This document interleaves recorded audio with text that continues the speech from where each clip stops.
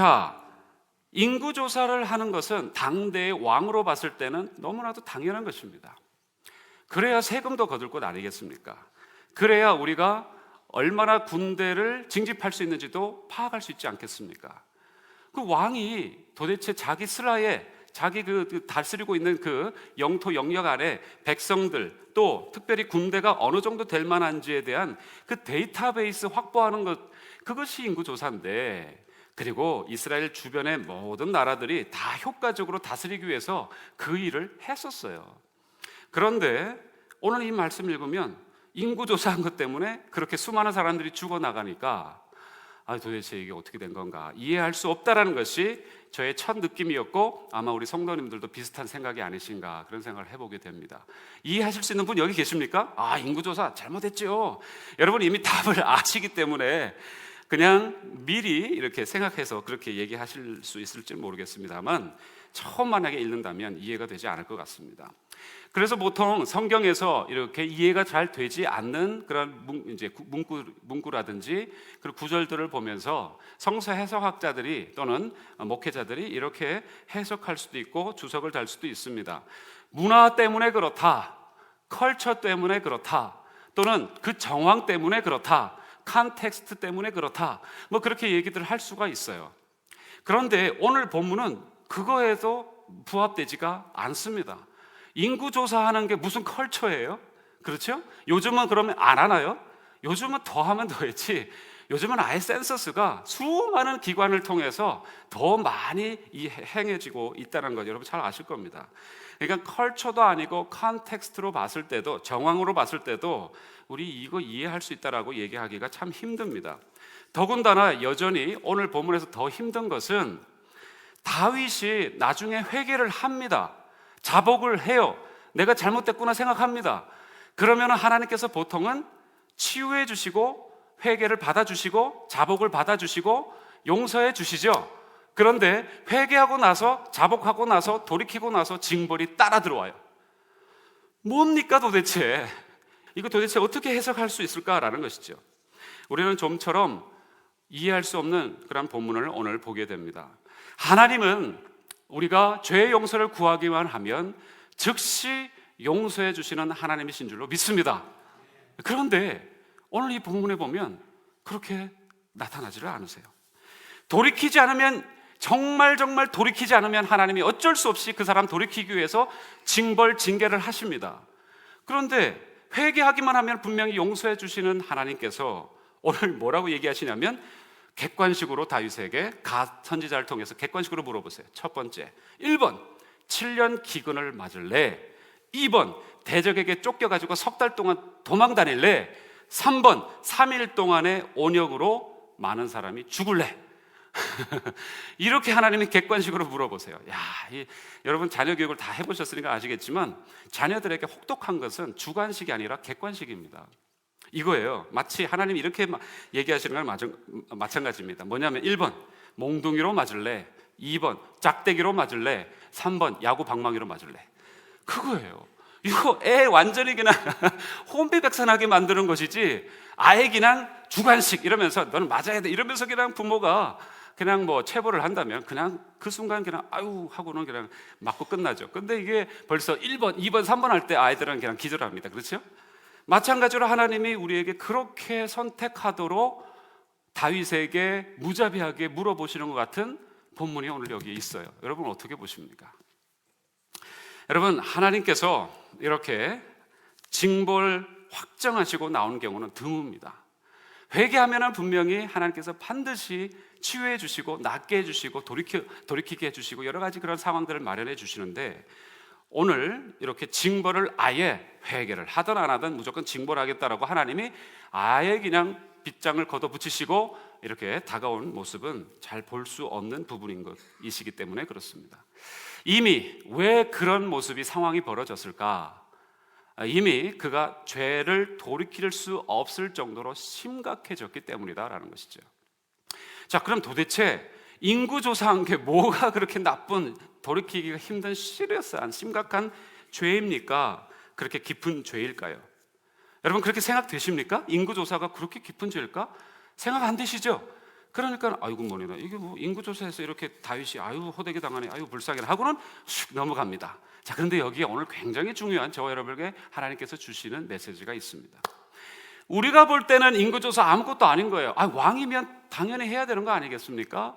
근데 이게 뭔가 또 다른 게 있나요? 이렇게 우리가 생각할 수가 있는데, 여러분 항상 우리가 이해되지 않을 때 생각해 보셔야 될 한 가지의 하나님의 말씀 메시지가 있습니다. 따라해 보시죠. 사람은 외모를 보거니와 하나님은 그 다음에 뭡니까? 중심을 보느니라. 그게 기준입니다. 우리의 관점은 늘 겉모습만 보게 되어 있어요. 그래서 저 사람 뭐 어떻구나, 이렇구나 저렇구나, 이러면 되는데 또 저러면 안 되는데, 이런 생각, 우리는 그런 우리의 나름대로의 기준이 있지만 하나님의 기준은 전혀 다르세요. 우리는 외모로 저 사람 세리이구나, 저 사람 창녀구나, 저 사람 죄인이구나, 이렇게 평가합니다. 그리고는 우리의 또 하나의 기준, 율법사와 바리새인의 그런 겉모습을 볼 때는 대단한 믿음의 사람이야, 우리 이렇게 생각하기 쉽습니다. 그런데 성경을 가만히 뚫어져라 쳐다보십시오. 여러분, 그러면 보면 볼수록 하나님은 절대 외모에 관심이 없으시고 어디에 관심 있고 집중적으로 보신다고요? 우리 마음의 중심을 보세요. 그래서 심지어 세리가 기도를 제대로 하지 못하고 저 뒤에서 읊조리면서 제대로 기도도 하지 못하고 있는 세리를 보고 오히려 하나님은 의롭다라고 그 예배를 받으세요. 바리새인 나와가지고 이 앞자리에 앉아서 나는 뭐 3일에 한 번씩 금식하고 뭐 7일 동안 뭐 뭘 하고 하나님 앞에서 이 정도면은 정말 멋지지 않습니까? 라고 예배를 정말 겉으로 볼 때는 온전하게 드리는 바리새인의 모습은 하나님 생각지도 쳐다보지도 않으시는 그런 내용을 보게 됩니다. 왜 그러냐? 우리가 볼 때는 드러난 것, 드러난 범죄, 드러난 사건, 보이는 행동으로 우리는 판단하지만 하나님은 그것보다도 더 이전에 이면에 숨겨져 있는 씨앗, 우리의 속 사람 안에 중심에 박혀 있는 교만, 그 이기심을 하나님은 보고 계신다는 것이죠. 그래서 전혀 그 모습이 다릅니다. 우리는 예수님이 하신 말씀이 있죠. 우리는 누구를 죽여야 살인이라고 하지 않습니까? 드러난 사건을 보고 저 사람이 누구를 죽였구나, 살인자다, 죄인이다, 이렇게 평가하지만 우리 예수님은 한 걸음 더 나가셨죠. 형제를 보고 미워하는 자는 뭐라고요? 네 그게 살인자다라고 얘기하셨어요. 우리는 누군가와 동침을 해서 잘못 부정을 저질렀을 때 가늠한 자라고 얘기하지 않습니까? 그래서 돌로 치려고 그러죠. 그런데 하나님은 마음속에 음란한 생각만 해도 너는 간음했다라고 얘기하시는 게 바로 이런 기준 때문에 그렇습니다. 여러분, 60여 년 만에 간통죄를 없애버린 한국은 지금 거꾸로 가도 한참 거꾸로 가고 있는 것이죠. 주님이 기뻐할 일 만무합니다. 여러분, 그러면 이것이 우리의 관점과 하나님의 관점의 큰 차이인데 누가 맞습니까?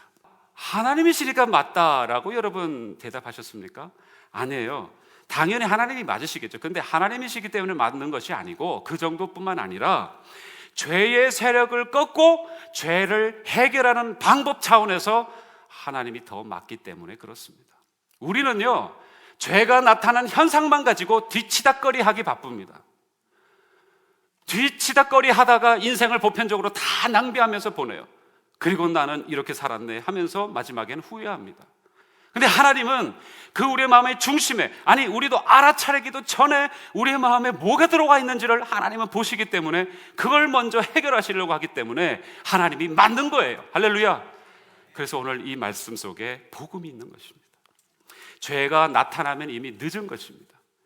여러분, 제가 한국에 한번 한 몇 년 됐죠? 벌써 한 8년이 넘게 됐는데 8년 전에 한번 한국을 잠깐 가게 됐던 그런 경우가 있었습니다. 그런데 그때 어떤 그 다른 교회에 다니시는 장로님이 이제 거처를 마련해 주셔가지고 이렇게 살게, 어떤 그 이제 조금 이렇게 거처를 마련해 주셔서 거기 살게 됐었는데, 근데 그 장로님과 너무 짧은 시간이었지만 귀한 교제를 나눴습니다.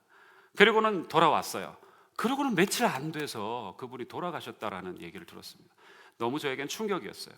왜냐하면 너무너무 건강하셨거든요. 갑자기 그냥 그렇게 알고 보니까 나중에 췌장암이 걸리셔가지고 곧 금방 그렇게 돌아가셨다는 얘기를 들었습니다. 워낙 건강하셨기 때문에 제가 믿기지 않았어요. 근데 이 췌장암뿐만 아니라 뭐 요즘 그런 얘기들 많이 듣지 않습니까? 발병되면 이미 오래된 것이죠. 그리고 발병되기 전까지 이미 경고의 사인들이 아주 미약하더라도 있었는데 우리가 간과한 것입니다. 마찬가지예요. 우리를 죽이는, 우리의 이 마음속에 있는 부패하게 만드는 독성이 부글부글 끓고 있는데도, 하나님이 그래서 그때마다 경고해 주시는데도, 순간순간 알려주시는데도 우리는 별반 나타나지 않았기 때문에 뭐 이거 가지고 그러느냐, 남들도 다 그러는데, 남들도 다 소화불량이 있고, 남들도 다 허리 저리고 다리 저리고, 뭐 그냥 간혹가다 뒷목이 뻣뻣하고, 뭐 때로는 속쓰림도 있고 다 있는데 뭘 이런 거 갖고 그러냐 하면서 지나가다 보면 뭐 췌장암, 담낭암 뭐 이런 것들로 우리가 곧 어려운 상황을 맞닥뜨리게 되는 것입니다. 죄의 바이러스를 다 갖고 있기 때문에 하나님이 보셨을 때는 우리는 다 죄인들이에요. 그런데 그 죄가 현상으로 드러나지 않았기 때문에 나는 죄인이 아니다, 나는 의인이다 생각하면 여러분 곧 죽습니다. 하나님이 그걸 보실 수가 없는 거예요. 사랑하는 자녀가 죽는 것을, 그 고통을 하나님 아버지는 잘 아시기 때문에 그만 내버려 두실 수가 없는 것이에요. 근데 더 어려운 것은요, 오늘 말씀 첫 절에 1절에 보니까 이런 말씀이 나옵니다. 우리 1절 한 번 더 읽어보실까요? 24장 1절입니다. 24장 1절 같이 읽어보겠습니다. 시작. 여호와께서 다시 이스라엘을 향하여 진노하사 저희를 치시려고 다윗을 감동시키사 가서 이스라엘과 유다의 인구를 조사하라 하신지라. 여러분, 이 말씀 잘못 읽으면 감동받았다니까, 성령의 감동을 받아가지고 인구조사했는데 나중에 결과는 인구조사 때문에 사람들이 죽죠. 아니 이게 도대체 무슨 얘기입니까? 이해가 도저히 안 됩니다. 하지만 원래 원문에는 감동시키다라는 말이 부추겼다는 뜻입니다. 다시 얘기해서 부추겼다는 말로 다시 바꿔보면, 이스라엘 향해서 진노하사 저희를 치시려고 다윗을 부추기셔서 다윗이 가서 이스라엘과 유다의 인구를 조사한 것입니다. 그러면 이 결과는 누가 책임져야 되는 것입니까? 언뜻 생각하면 하나님이 책임지셔야 되는 거죠. 하나님이 다윗에게 부추겨가지고 너 가서 인구조사 해놓고, 하나님이 이리와 1번 짝대기로 맞을래? 2번 몽둥이로 맞을래? 3번 야구방망이로 맞을래? 그러시는 겁니다. 아니 이런 황당한 일이 또 어디에 있겠습니까? 그런데 여러분, 하나님이 책임, 하나님이 나쁘다, 그게 아니고요. 이런 표현이 또 있습니다. 여러분, 출애굽기에 보면은 애굽 왕 바로가 마음이 강팍해진 경우들 많이 보셨죠? 마음이 강팍해져가지고 제발 let my people go, 하나님의 백성들, 내 백성들을 가게 하라 하는데도 절대 못 가, 절대 못 가면서 계속 막지 않습니까? 그래서 10가지 재앙을 고스란히 다 겪고 나서야 나중에 보내죠. 여러분, 그때 이런 표현들이 종종 나와요. 하나님께서 다윗의 마음을 강팍하게 하게 한지라. 그러면 하나님이 책임 있는 것 아닙니까? 하나님이 그 바로를 강팍하게 했으니까요. 그 표현, 또는 오늘 나와 있는 이 다윗을 부추겼다, 감동시켰다라는 표현은 이게 무슨 얘기냐면, 다윗에게도 또는 바로에게도 똑같이 죄의 독성이 여기서 지금 자라가고 있고 썩어가고 있고, 이제 곧 조만간에 드러나게 되어 있는 그 엄청난 죄악이 이제 발생하게 되어 있는데, 하나님이 그거 놔두면 이거 죽는다, 그래서 드러나게 하셨다라는 표현입니다. 그냥 내버려 두셨다는 거예요. 강팍하게 하셨다는 건 하나님이 그 마음을 그렇게 단단하게 만들었다는 것이 아니고, 그 사람이 지금 강팍하게 있으니 하나님이 그냥 내어버려 두셨다는 것이 성경에 나와 있는 표현입니다. 여러분, 왜 하나님이 그냥 내버려 두시고 그렇게 그냥 드러내실 수밖에 없었을까? 어느 정도 이제 태평성대가 왔습니다. 다윗의 말년이에요. 부국강성을 이루었습니다. 군사들도 많지요. 남북이 통일이 되어 있습니다. 그러니까 다윗 마음속에는 하나님께 부르짖을 필요가 없어도 잘 해나가고 살아갈 것 같은 마음이 든 거예요. 그런 마음이 스멀스멀 자리 잡기 시작을 하니까 다윗이 인구조사까지, 자리까지 가게 된 것입니다. 다른 말로 이렇게 한번 표현해 보면 더 확 다가올 것입니다. 기도할 거리가 있어야 기도하지. 여러분, 기도할 거리가 있어야 기도하지라고 하는 얘기는 우리 얘기 혹시 아닌가요? 문제가 생기면은 새벽이라도 주중에 새벽 기도 하나요? 하면서 막 쫓아오실 분들이, 여러분, 문제가 없이 하나님께서 태평성대를 이루게 복을 주시면 문제가 없어서 나는 기도할 게 없습니다, 이렇게 얘기하면서 하나님과 점점 멀어지는 우리의 모습 아닌가요? 다윗에게 이런 마음이 들었다는 것은, 기도할 거리가 있어야 기도하지라는 말은요, 다른 말로 바꿔치기 하면 하나님, 더 이상 하나님 나에게 필요 없는 것 같습니다, 하나님 안 계셔도 보세요 저 잘 살지 않습니까? 그 말과 똑같은 거예요. 그의 삶 속에는 이제 하나님은 하나님이 아니십니다. 자기가 하나님이 되어버린 것입니다. 그 결과가 나중에는 고통과 살인과 범죄함으로 가게 되는 것이죠. 여러분, 오늘 1절에도 이런 말씀이 아까 조금 전에 읽으셨듯이 그 말씀을 이렇게 한번 표현해서 제가 되짚어서 한번 얘기해 드릴게요. 하나님이 다윗의 죄에 대해서 더 이상 참으실 수가 없어서 이제 그들이 죄성을 가지고 가고 싶은 대로 그대로 버려두셨다라는 것이 1절의 표현입니다. 여러분, 이 동일한 병행 구절이 있습니다. 역대상 29장 1절 적어두시고 나중에 꼭 찾아보세요. 거기에 보면 이런 표현이 있어요. 사단이 일어나서 이스라엘을 대적하고 다윗을 격동시켜서 이스라엘을 계수하게 하니라 라는 표현이 있습니다. 성경의 다른 구절에 보니까 오늘 이 말씀은 사단이 이스라엘 백성과 다윗을 격동시켰다는 것이에요. 사단에게 넘어간 것이죠. 여러분, 선택된 백성, 하나님을 사랑하는 백성들은 하나님이 가만히 두지 않습니다. 계속해서 메시지를 주십니다. 사랑한다고 고백하십니다. 그리고 너는 그 자리로 가면 되지 않는다, 그 자리에 앉으면 되지 않는다, 그 자리에 가서는 절대 되지 않는다라고 계속 메시지를 주세요. 경고도 하십니다. 빨간불을 켜주십니다. 야단도 치십니다. 못하게도 하십니다. 그러나 그렇게 해도 듣지 않으면 하나님이 내버려 두세요. 사단에게 잠시 맡겨주시는 그런 모습을 봅니다. 계속 그렇게 나가니까 하나님이 그대로 포기하신 거예요. 그 결과 이스라엘의 인구조사를 다윗이 행하게 되었다라는 것입니다. 단지 인구조사가 중요한 것이 아니라, 그것이 문제가 아니라 인구조사를 한 그 다윗의 마음에 들어있는 그 죄성, 그 독성 때문에 하나님이 징계하셨다는 것입니다. 그대로 내버려 두셨다는 것이죠. 그 독성이 무엇입니까? 그러면 첫 번째는 적어 보실까요? 우리 그 설교 노트에 아마 있을 텐데, 자기 교만입니다. 자기 교만이에요. 히브리스라는 그런 원문의 그 단어가 바로 자기 교만인데, 그 히브리스라는 뜻이 무슨 뜻인지 아십니까? 내가 신이다, 이 말입니다. 내가 신이다. 다윗은 전제궁주가 되고 싶은 마음이 분명히 있었을 것입니다. 자기 눈으로 봤을 때 이제 혁혁한 공로가 분명히 눈에 보이거든요. 전제군주가 되고 싶었겠죠. 신이 되겠다라는 교만에서 나온 것이 바로 이 자기 교만인 것입니다. 내가 이 세상에 있는 것들을 마음대로 살 수 있다라고 생각하는 그런 것이 교만이에요. 내 마음대로 삶에 일어나는 모든 일들을 컨트롤할 수 있다, 조정, 통제 가능하다 생각하는 것이 교만인 것입니다. 백성은 하나님이 통제하셔야 되는 줄로 믿습니다. 자기가 하는 것이 아닌데 다윗은 그렇게 생각했어요. 여러분, 자신이 하나님처럼 생각하려고 했다라는 이 내용, 여러분, 교만이라고 하면 어떻게 생각하십니까? 목이 뻣뻣하고 뭔가 이 자세가 아주 딱 이게 굳어있는 그런 사람을 교만이라고 보통 생각하십니다. 그런데 앞불싸 그렇지 않습니다. 교만의 옷은요, 정말 다양합니다. 정말 여러 가지 옷을 입고 우리에게 다가오고 있어요. 교만은요, 그냥 목만 뻣뻣한 것이 교만이 아니라 정말 우리가 눈으로 봤을 때는 저 사람 정말 겸손한 사람이구나 하지만 누구보다도 더 시퍼렇게 교만한 사람 있을 수 있습니다. 저는 많이 봤습니다. 여러분, 교만이라는 것이 우리가 생각하는 그런 식의 교만과 달라요. 결론을 하나 내드릴게요. 교만이 무엇인가? 하나님께 맡겨야 할 일을, 당연히 하나님께 맡겨야 할 그 일을 자기가 하겠다고 생각하는, 다 그것이 교만인 것입니다. 그런 의미에서 염려도 걱정도 교만이에요. 여러분, 염려하셔가지고 머리털 하나 나게 하실 수 있다면 염려하십시오. 저 실컷 염려했는데 오히려 더 빠지더라고요. 그래서 어떻게 해야 되나? 염려하지 말아야지.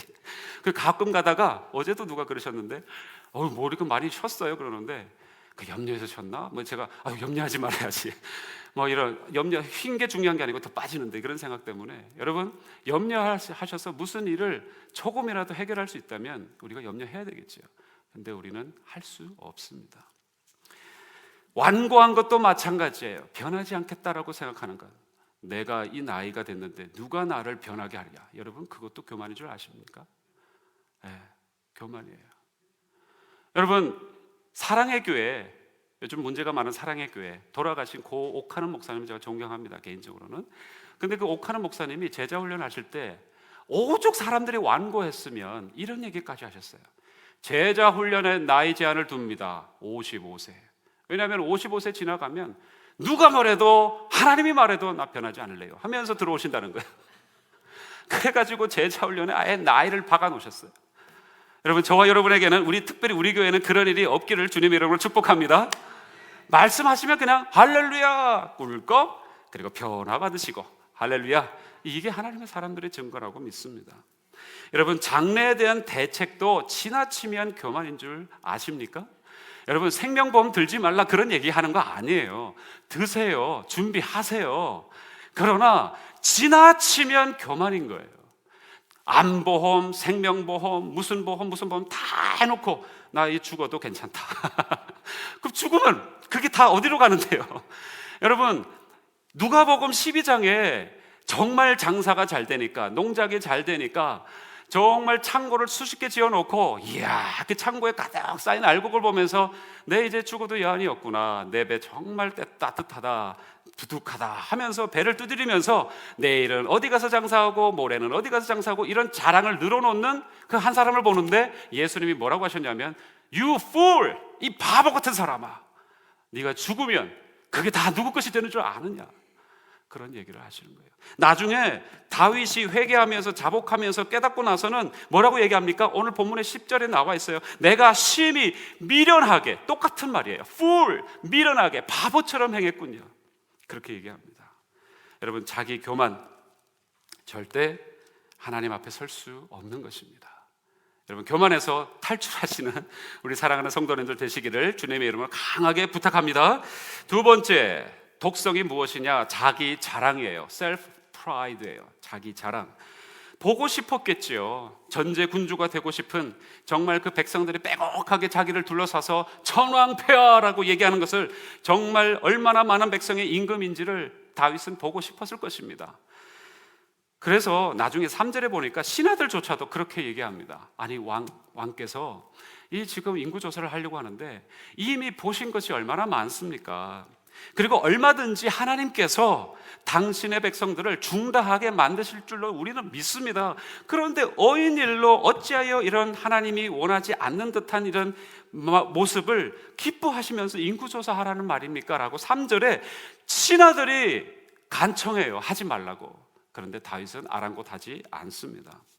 백성이 얼마나 되는지 보고 싶어 했던 것은 자기 자랑이었겠죠. 당장 나타난 범죄는 아닙니다. 자기 자랑은 겉으로는 전혀 드러나 있지 않아요. 그런데 이것이 나중에 급하게 전환이 되면서 뭘로 바뀌는 줄 아십니까? 교만으로 바뀌어요. 교만한 사람은 또 자기 자랑으로 가요. 자기 자랑하는 사람은 교만하고요. 이거는 탁구공 왔다 갔다 하듯이 계속 왔다 갔다 하면서 첨예하게 아주 달려나가는 그런 독성 중에 하나인 것이에요. 여러분, 교만으로 바로 전환되는 이 죄성이 자기 자랑인데, 이 자기 자랑 때문에 우리에게 고질적으로 일어나는 문제가 하나 있습니다. 삶에 대해서 만족하지 못하고 내도록 불평하는 것이 이것 때문에 그렇습니다. 하나님이 우리에게 주신 것이 얼마나 많은데 하나도 감사하지 못하고 나는 이거 없네 저거 없네 하면서 계속 불평하는 것은 자기 자랑에서 나온 것이에요. 여러분, 저와 여러분이 하나님 앞에 받을 만한 가치가 있는 사람들인 줄 아세요? 하나님 앞에서 정말 우리가 얼마나 가치 있는지 여러분이 계수할 수 있습니까? 아무리 살펴봐도 우리는 그렇게 대단한 사람들이 아닙니다. 가치 있는 사람들이 아닙니다. 우리가 가치 있다고 대단하다고 여기는 유일한 한 가지는 예수 그리스도 안에 있을 때만 그렇습니다. 예수 바깥에 넘어가게 되면 우리는 아무짝에 쓸모없는 사람들이 되고 말아요. 그런데도 불구하고 하나님 없이도 나는 가치 있는 사람이라고 착각하면서 사니까 옆에 있는 성도들보다도 우리가 더 위대한 줄 아십니까? 더 가치 있는 사람으로 여기세요? 옆에 있는 성도들 잠깐 한번 봐주세요. 옆에 있는 성도들 봐주세요. 예, 옆에 있는 분들보다도 더 여러분이 가치 있다고 여겨지세요? 아니에요. 절대 그렇지 않습니다. 이분 저도 여러분보다도 단상만 좀 높여 있지 저는 여러분보다 더 낮게 있는 사람이어야 돼요. 실제로 그렇습니다. 아무짝에 하나님 안에서 있지 않으면 저는 이 자리에 설 수도 없는 존재예요. 제가 아까 찬양하는데 순간순간 좀 울먹거렸어요. 여러분 그래서 무슨 일이 오늘 또 아침부터 있었나 하면서 막 눈을 부릅뜨시면서 목사님 하시면서 보셨는데 왜 그런 마음이 들었는 줄 아세요? 나 같은 존재. 제가 솔직히 하나 고백할게요. 그래야 여러분이 좀 더 은혜 받으실 것 같아서 아침에 잠시 너무 피곤해서 1시간 오늘 좀 적게 잤지 않습니까? 너무 피곤해서 잠시 조는데 꿈을 꿨어요. 근데 이 주일 아침에 꿈을 꾸면은 주의 영광을 보면서 두 손을 들고 찬양하는 꿈을 꿔야 설교자로서 오늘 정말 힘을 받아가지고 찬양하면서 기도하고 예배할 수 있지 않겠습니까? 할렐루야! 그런데 꿈을 꾸는데 아이고 범죄하고 있는 꿈을 꾸네요. 제가 너무나도 생생했어요. 깨자마자 아이고 주여 이게 도대체 목사라는 사람이 왜 그런 죄를 범하고 있는 모습을 보여주시죠? 왜 꿈을 꿨죠? 이 개꿈이죠? 개꿈이죠? 개꿈이죠? 이러면서 제가 침상에서 그냥 잠시 기도하다가 일어났어요. 그런데 아까 찬양하는데 주 예수 내 마음에 오심, 나 같은 이러한 존재를, 벌레보다 못한 존재를, 먼지와 같은 존재를 어떻게 사랑하셔서 내 마음속에 들어오시나 이해할 수 없더라고요. 여러분 우리가 얼마나 가치 있는 존재인지는 하나님 안에 있을 때만 발견할 수 있습니다. 믿으십니까? 여러분이 마님이라고 생각하니까 물떠라 하면 확 올라오는 거죠. 언년이라고 생각하면 네 하면서 갔다 오시지 않겠습니까? 아유 우리 여성도님만 얘기하니까는 그냥 삐져계시네요. 남자 성도님들 여러분이 뭐라고 하죠? 마님이 아니라 대검이라고 생각하니까 아니 너희 내게 이런 걸 시키나 하시지만 여러분이 종이라고 생각하시면 네 하시면서 갔다 올 수 있지 않겠습니까? 자기 자랑, 이 자기 자랑에 묶여있기 때문에 누가 뭐라고 하면 상처가 확 올라오는 거예요. 다른 사람 용서하지 못하고 마치 용서가 무슨 권리인 것처럼 생각하는 것도 내가 자기 자랑이 심하기 때문에 그러는 것입니다. 주변 사람, 이런 사람들은 주변 사람들을 편을 항상 가릅니다. 분리시킵니다. 분란을 가져옵니다. 자기 고집을 가져오는 그런 죄성이에요. 독성이에요. 이 사람은 이래서 안 되고 저 사람은 저래서 안 되고 이 인간은 이래서 안 되고 저 인간은 이래서 안 되고 정말 그렇게 자르고 달면 나중에 누가 남습니까? 자기 혼자 남는 거예요. 나만큼 훌륭한 사람이 또 없네 이러고는 자기만 혼자 남고는 그냥 그 독성 속에 죽어가는지도 모르고 살아가는 것입니다. 여러분 이런 숨겨진 죄악의 결론이 바로 인구조사였다라는 것이에요. 그래서 하나님은 가만히 있을 수가 없고 큰 범죄도 아닌 것 같은데 하나님이 불호령으로 너 1번 할래, 2번 할래, 3번 할래 하시면서 징계하셨다라는 것입니다.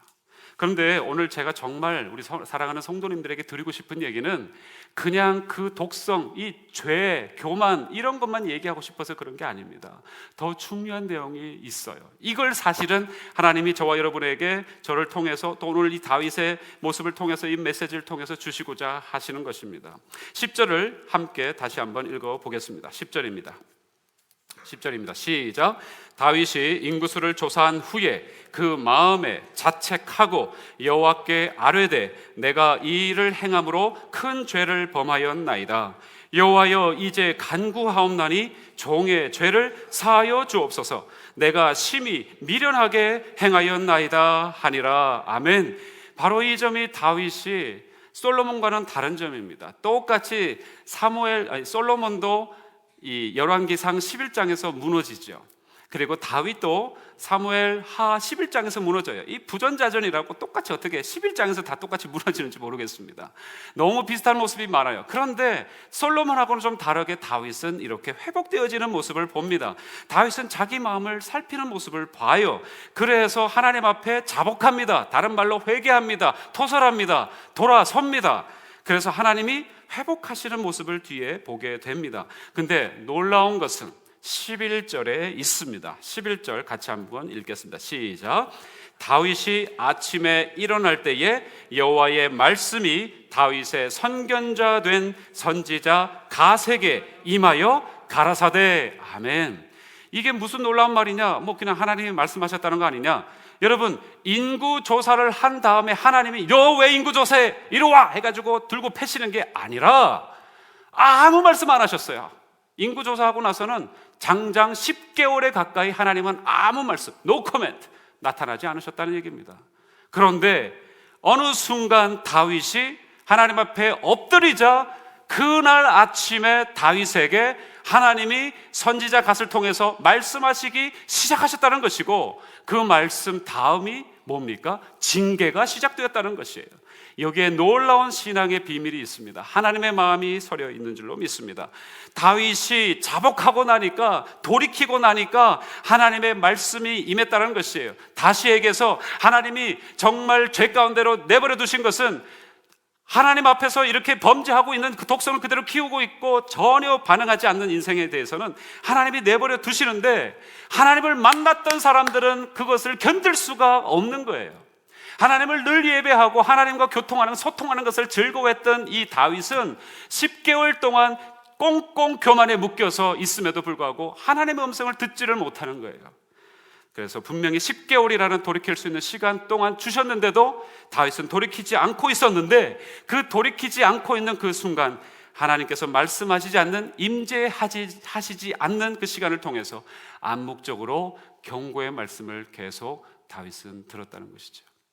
다윗은 아무리 생각해도 이해할 수 없었고, 하나님과 늘 교통하던 다윗은 그에게는 엄청난 중압감과 고통이 되었을 것입니다. 그래서 그것이 결국은 하나님 앞에 자기를 검토하게 되는 자리까지 가게 된 것입니다.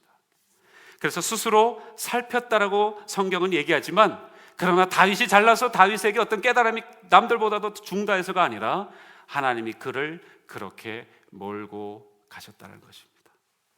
만약에 다윗이 그렇게 자복하지 않고 엎드리지 않았다면 아마 다윗의 왕국은 나중에 솔로몬 때 보게 되듯이 둘로 나눠지고 자괴하게 될 것입니다. 분명히 죄가 들어와서 다 죽이는 데까지 이르고야 말았을 것입니다. 비록 징벌은 받았지만, 그러나 그가 정말 마음을 살피면서 하나님 앞에 엎드렸을 때에 하나님이 징계를 통해서 오히려 깨끗하게 회복시키시는, 정결케 하시는 그런 놀라운 은혜가, 그리고 무엇보다도 죄가 스탑되어지는 그런 은혜가 그 다윗에게, 또한 다윗 공동체에게 있었던 것입니다. 여러분, 놀라운 메시지 하나 드릴게요. 그런 의미에서 징계는 하나님의 놀라운 축복인 줄로 믿습니다. 우리가 지금 아프시죠? 그러면 아프셔도 하나님 앞에 내가 맞는구나 생각해도 그건 오히려 나를 정결케 하시려고 하시는 하나님의 다루심이다, 여러분 생각하시면 꼭 맞습니다. 기억하십시오. 여러분, 결론을 맺습니다. 사랑하는 성도 여러분, 신앙의 사람으로서 하나님의 은혜의 역사 가운데 저와 여러분의 마음을 살피시는 그런 사람이 다 되실 수 있기를 주의 이름으로 축복합니다. 말씀을 통해서 우리가 우리의 마음을 살피셔야 돼요. 살피지 않으시면 우리는 곧 죽게 됩니다. 죄가 나타나서 그걸 맛보기 시작하면 그건 이미 늦은 것이에요. 아까 말씀드렸죠? 췌장암 같은 것이에요. 말기암과 마찬가지인 거예요. 이미 잘할 대로 잘한 것입니다. 당한 뒤에 기도하고 울부짖으면 그건 죄의 해결이 아니라 죄를 가지고 고통하는 것뿐입니다. 자기의 마음을 살필 줄 알아야 됩니다. 교만, 그리고 또한 이 독성과 같은 이런 욕심과 이기심, 이 죄성들을 우리가 살펴보아야 됩니다. 그런데 여러분, 질문을 드리죠. 어떻게 우리가 이렇게 살펴볼 수 있습니까? 그런 의미에서 예배가 중요한 것이에요. 그냥 이 예배 시간은 우리의 마음의 탐구의 시간입니다. 그래서 큐티가 중요한 것입니다. 하나님의 말씀을 통해서 내 마음을 살펴보는 것이에요. 그래서 스몰 그룹이, 목장이 중요한 것입니다. 그 목장에서 그냥 식사 후에 모여가지고 세상 담론 널어놓는 시간이 아닙니다. 그냥 나는 뭐 하고 있다, 이런 서로의 그런 교통정보나 얘기하는 같은 그런 시간이 그 스몰 그룹 시간이 아니라 서로의 마음을 살피는, 내 마음을 살피는 시간이에요. 그런 의미에서 정기적인 기도 시간도 중요해요. 여러분, 기도하지 않으면 절대 우리의 마음을 살펴볼 수가 없기 때문에 그렇습니다.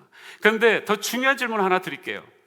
우리가 우리의 마음을 스스로 살필 수 있겠습니까? 교만의 독성이 여기에서 가득 차 있는데, 또 시기심의 어떤 그런 독성에서 가득 차 있는데, 그리고 자기 자랑에서 가득 여기 채워져 있는데, 충만한데 독버섯처럼 자라가고 있는데 우리가 스스로 살필 수 있을까요? 절대 우리는 살필 수가 없습니다. 자기의 마음을 살피는 사람, 이것이 하나님의 사람들을 이끌어가는 하나님의 방식인데, 우리가 어떻게 우리의 마음을 살필 수가 있겠습니까? 오늘 여기에 결론이 있습니다. 요한계시록 2장 23절을 우리가 다 같이 이 시간 함께 찾아보시겠습니다. 요한계시록 2장 23절의 말씀입니다. 또 내가 사망으로 그의 자녀를 죽이리니 모든 교회가 나는 사람의 뜻과 마음을 살피는 자인 줄 알지라. 내가 너의 각 사람의 행위대로 갚아주리라. 자, 이 두아디라 교회에 보낸 편지 속에서 예수님이 직접 나타나셔서 사도 요한에게 말씀하신 구절인데, 여기 뭐라고요? 모든 교회가 나는 사람의 뜻과 마음을 살피는 자인 줄 알지라 라고 말씀하십니다. 사람의 마음을 살필 수 있는 유일하신 분은 예수 그리스도이십니다. 그래서 우리 스스로는 살필 수가 없어요. 살피는 척하지만 그냥 자기 생각에 불과하게 넘어가기 쉽습니다. 분명히 예수 그리스도 안에 우리가 들어갈 때에만 우리의 진짜 모습을 보게 되고, 우리가 십자가 앞에 설 때에만 하나님이 우리를 어떻게 대우하시고 어떻게 사랑하시는지를 새롭게 읽어낼 수가 있고, 우리가 하나님께 이 죄를 처리할 수가 있으며, 유일하게 우리의 마음을 살피면서 죄 독성에서 벗어나, 죄의 이 파멸에서 벗어나 우리가 온전히 하나님의 사람으로 설 수 있는 유일한 회복의 길인 줄로 믿습니다. 십자가 앞에 서십시오. 예수 그리스도 이름을 부르십시오. 예수 그리스도를 만나십시오. 예수 그리스도를 오늘 품에 품으십시오. 예수 그리스도를 만나십시오. 이것이 여러분 유일하게 살 수 있는 길입니다. 나 주님 보기 원하네. 아버지의 사랑, 날 자녀 삼아 주신 주 사랑합니다. 나 주님 닮기 원하네. 십자가의 사랑, 날 위해 고통 당하사 생명 주셨네. 내 영혼 간절히 주를 갈망합니다. 주의 손길 내게 보이소서. I pray 날 고치소서. 날 만지소서. 나 주와 감손히 바라네. I pray 날 채우소서. 날 붙드소서. 주의 사랑 그 안에 거하기 원합니다. 나 주님 보기 원하네. 아버지의 사랑, 날 자녀 삼아 주신 주 사랑합니다. 주님 닮기 원하네. 주님 닮기 원하네. 십자가의 사랑, 날 위해 고통 당하사 생명 주셨네. 내 영혼 간절히 주를 갈망한 주의 손길 내게 보이소서.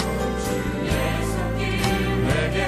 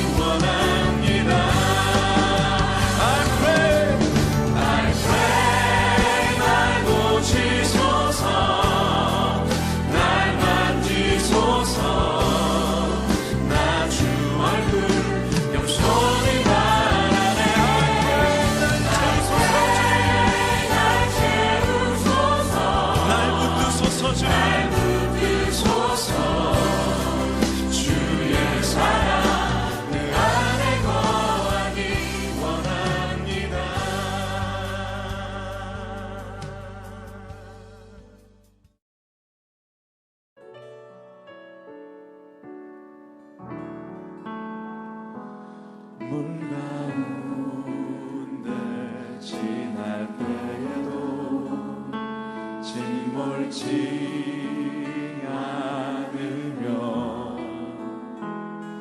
불 가운데 행할 때에도 너를 삼지 못하게 하시리 너를 지명하여 부르신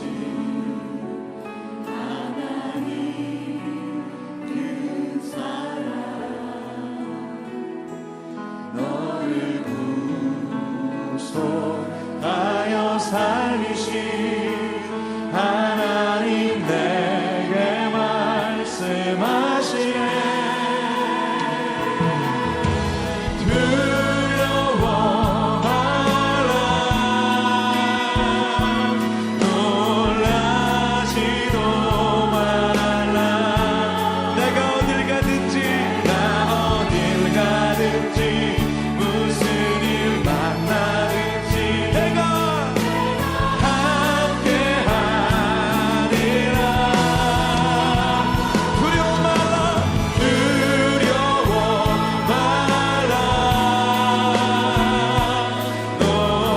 놀라지도 말라 내 너를 붙들리라 너를 도우리라 주님 약속하셨네 물 가운데 지날 때에도 물 가운데 지날 때에도 침몰치 않으며 침몰치 않으며 불 가운데 행할 때에도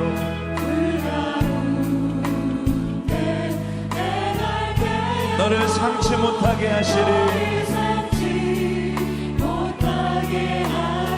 너를 지명하여 부르신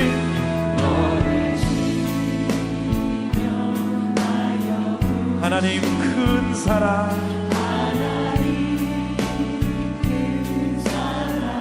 너를 구속하여 살리신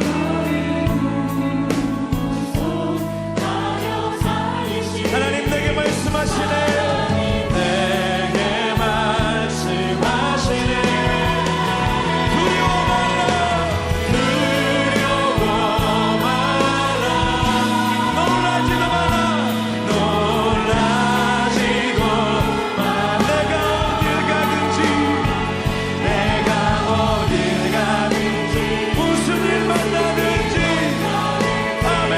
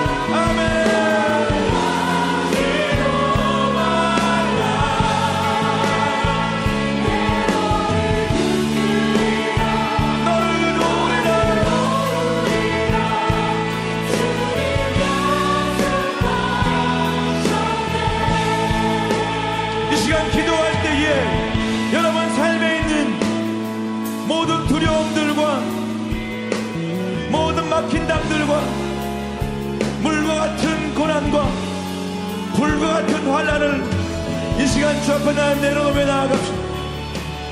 우리를 돌보시고 보호하시는 하나님, 내가 너를 지명하여 불렀나니 너는 내 것이라 약속하신 하나님, 그 의로운 손으로 돌보시는 주님께 다 내려놓으며 나아갑시다. 주여 세 번 크게 부르짖으며 기도하고 나아갑시다.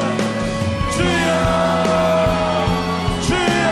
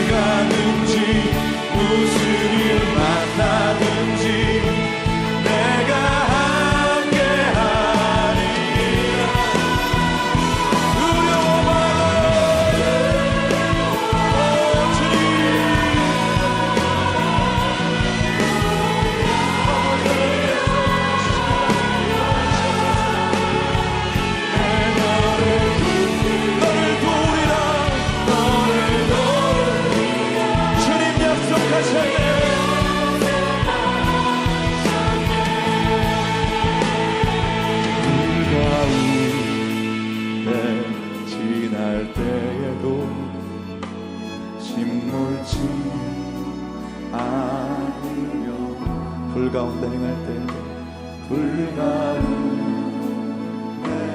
행할 때 너를 삼지 못하게 하시니 너를 삼지 못하게 하시니 너를 지명하여 부르시니 너를 지명 하나님의 그 큰 사랑 앞에 나아갑니다.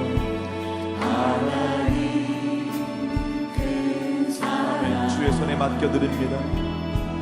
너를 구속하여 살리신 하나님 내게 말씀하시네 두려워 말라 놀라지도 말라 내가 어딜 가든지 무슨 일 만나든지 내가 함께하리라 두려워 말라 놀라지도 말라 내 너를 붙들리라 너를 도우리라 주님 약속하셨네.